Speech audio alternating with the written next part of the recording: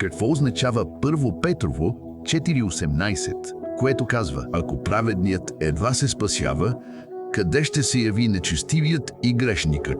Този стих разсъждава върху спасението и трудностите, пред които са изправени дори праведните в търсенето на Бог.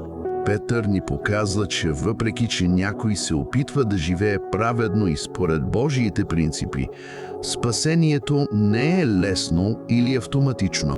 Християнският живот включва изпитания, жертви и борби срещу незгодите. Ако за един праведен, който се опитва да следва Бог, е трудно да постигне спасение, какво става тогава за онези, които живеят в грях, далеч от Бог? Този стих също ни приканва към дълбок размисъл за нашия живот. Ако спасението е труден процес, трябва да сме наясно с сериозността на духовния живот.